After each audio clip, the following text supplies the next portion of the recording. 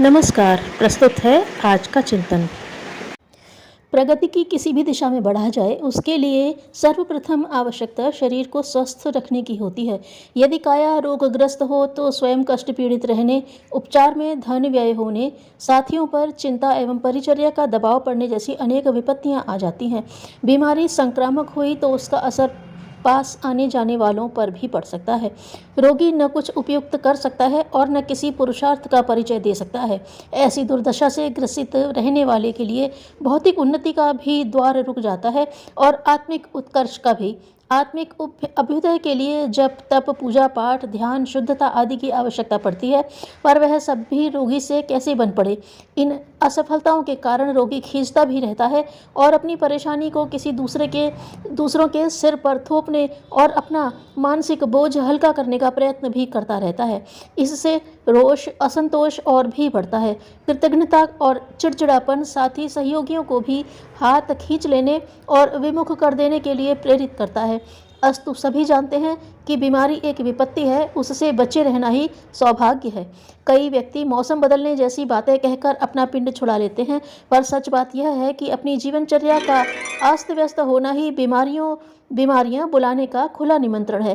भगवान ने मनुष्य के काय कलेवर में सुरक्षात्मक प्राचीरें इतनी अधिक बनाकर रखी हैं कि यदि वे टूट फूट न गई हों तो बाहर के किसी आक्रमणकारी का उसमें प्रवेश नहीं हो सकता। उपलब्ध जीवनी शक्ति में इतनी प्रचंड क्षमता विद्यमान है कि मौसम की प्रतिकूलता और विषाणुओं के आक्रमण को सहज ही परास्त कर सके। किसान को हर मौसम में अपने खेतों पर खुले में काम करना पड़ता है। उसे वर्षा, सर्दी, धूप का निरंतर सामना करना पड़ता है, पर उसे न लू मारती है न सर्दी जुकाम की शिकायत होती भी है तो वह 1-2 दिन में अनायास ही ठीक हो जाती है। इसी प्रकार अस्पतालों में मरीजों का मलमूत्र कफ उठाने वाले, उन्हें स्नान कराने वाले के कपड़े धोने वाले कर्मचारी लगातार रोग कीटाणुओं के संपर्क में रहते हैं, पर उनके ऊपर कोई विपत्ति आसमान से नहीं टूटती। इसी प्रकार महामारियां फैलने के दिनों में सेवा कार्य में संलग्न स्वयं सेवकों को भी इलाज से लेकर अंत्येष्टि संस्कार तक में हाथ बटाना पड़ता है, किंतु देखा गया है कि इसमें सेवाभावियों का आत्मविश्वास और सेवा भाव उनकी रक्षा करता है। विषाणुओं का अंधड़ चलने पर भी उन्हें सुरक्षित बनाए रहता है। यह जीवनी शक्ति की विद्यमान प्रचुरता का ही प्रतिफल है, जो हर किसी में जन्मजात रूप से भरी रहती है।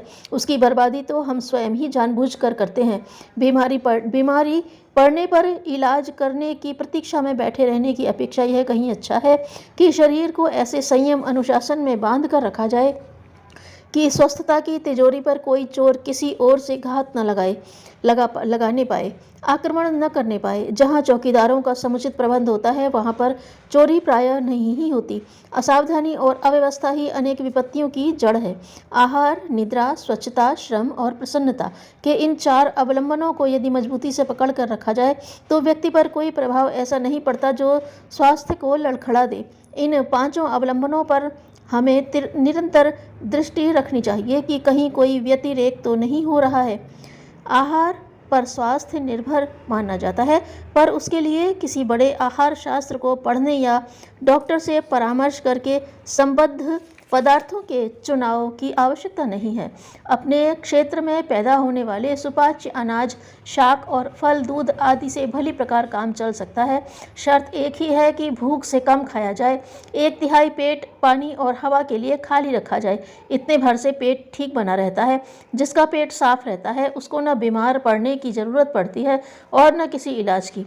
सामान्य सस्ते खाद्य पदार्थ कम पकाए, कम मिर्च मसाले डाले सेवन करते रहा जाए तो पाचन तंत्र पर अनावश्यक दबाव नहीं पड़ता और वह अंत समय तक ठीक काम देता रहता है।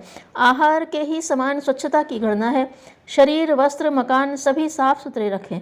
दिन भर में 8-10 गिलास पानी पीने की आदत डालें ताकि मलमूत्र के निष्क्रमण में बाधा न पड़े। पानी की अशुद्धता अधिक हानिकर है, इसलिए जहाँ उसकी शुद्धता में संदेह हो वहाँ उबाल कर, छान कर, घूंट घूंट कर पानी पीना ठीक है। रसोई घर की तरह ही शौचालय, स्नान घर आदि की सफाई रखनी चाहिए। गंदगी चाहे भीतर की हो या बाहर की, सड़न में बदलती है और विकलता पैदा करती है। दिन भर की थकान को रात्रि की निद्रा दूर करती है, इसलिए और भी गहरी नींद लेने की चेष्टा करनी चाहिए। इसके लिए आवश्यक है कि पेट ज़रूरत से ज़्यादा न भरा हो, मस्तिष्क में विचार न दौड़ रहे हों और हाथ पैर मुंह धोकर सोया जाए। थकान, चिंता, तनाव, अपच आदि ही अनिद्रा के प्रमुख कारण होते हैं।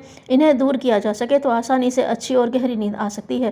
प्रातः उठते ही नई स्फूर्ति मिल सकती है। स्वास्थ्य को संतुलित रखने में चौथा पक्ष श्रम ही है। अवयवों के सुसंचालन के लिए मानसिक श्रम से काम नहीं चलता। इसके लिए शारीरिक श्रम भी इतना होना चाहिए कि प्रत्येक अवयव को गति मिले और जकड़न दूर हो। काम से जी चुराने वालों की गाड़ी कीचड़ में धंसी रहती है और वह निकलने का नाम नहीं लेती। इसलिए कड़ा परिश्रम नहीं तो उसके स्थान पर व्यायाम तो अवश्य ही करना चाहिए। परिश्रमी व्यक्ति दीर्घजीवी भी होते हैं और निरोग भी रहते हैं। प्रसन्न मन रखना, हंसते मुस्कुराते रहना एक ऐसा काम है जिसके सहारे शरीर का प्रत्येक कण सजीवता अनुभव करता है और उसके सहारे देह का ही नहीं मन का उत्साह भी यथावत बना रहता है। प्रसन्नता केवल चेहरे का सौंदर्य ही नहीं बढ़ाती, मन को हल्का ही नहीं रखती, वरन अस्वस्थता के अन्य कारणों का भी निवारण करती है। मानसिक रोग संकटों से तो उसे निश्चित रूप से छूट मिल जाती है। अपने आप में संतुष्ट और उत्साहित रहना ऐसा लाभ है जो स्वभाव को हंसता हंसाता बना लेने से बन सकता है। प्रसन्नता किसी लाभ विशेष से नहीं मिलती, उसे तो एक प्रकार से आदत में सम्मिलित किया जाता है। हंसने हंसाने की आदत मनुष्य की ऐसी विशेषता है जिसके सहारे मनुष्य अपना और दूसरों का समग्र उत्कर्ष कर सकता है और स्वास्थ्य तो उससे सुधरता ही है। आहार, निद्रा, श्रम, स्वच्छता और प्रसन्नता यह ऐसे उपचार हैं जिनके सहारे रोगों का अतिक्रमण रोका जा सकता है और जो प्रवेश पा चुके हैं उन्हें जड़मूल से उखाड़ा जा सकता है। मित्र से अनुचित आशा करना तो मैत्री का केवल दुरुपयोग है। धन्यवाद।